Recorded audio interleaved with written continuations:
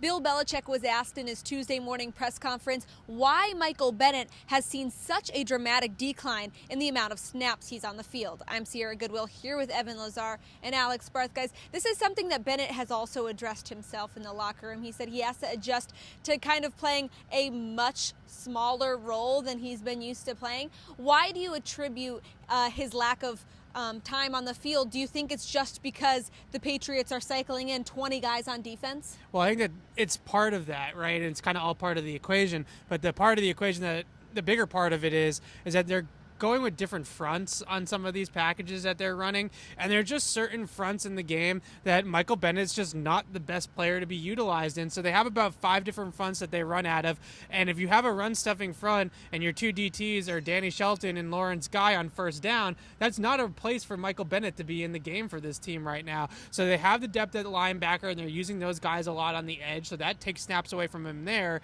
And then when you go in the interior, it's really just a situational type thing. You know, if it's a rundown, you're not going to put a pass rusher on in a rundown situation. You're going to put one of those bigger guys in there. And that's where Bennett's just kind of losing snaps right now, is that he's not a 3-down player in this system because they have specialized guys with roles like a Lawrence Guy, like a Danny Shelton, that can step in there in certain situations. I think the other thing you have to remember, too, is kind of who they've played. And Evan mentioned the roles. Michael Bennett's role is to pin his ears back on third down when they need to stop and go get the quarterback. Right. How many situations like that have they had? Right. Most of these games have been blowouts. They haven't really needed that. So when we get later in the year, when we get to, a team like Baltimore, obviously when you get into the Kansas City Chiefs, the Dallas Cowboys, those kind of games, I'd expect that his usage will increase. But right now, he's a pass rush specialist, and whether that be from the edge or the interior, that might be where it differs. But they really haven't been in any, 3rd and 12 game on the line, pin your ear back, go get the quarterback situations, because they haven't had to be. I would think that his usage is going to go up throughout the year based on the situation. It's just like a lot of things right now.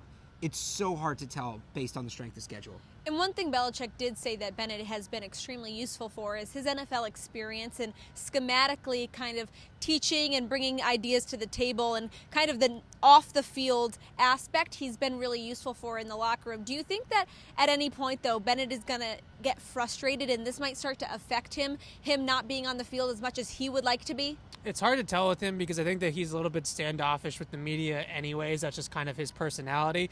But every single time one of us tries to go up to him and have a conversation with him about his role, about how things are going, he really is pretty standoffish about it. So I don't want to look too much into that. Maybe that's just who he is. Right. But I also have a feeling that there's some stuff that's kind of brewing underneath the surface, and eventually that's going to come out, that he's not playing as much as he would like to. And I don't know if it's necessarily anything that they promised him. They usually don't promise players much, right? When you get signed here, you get traded to here.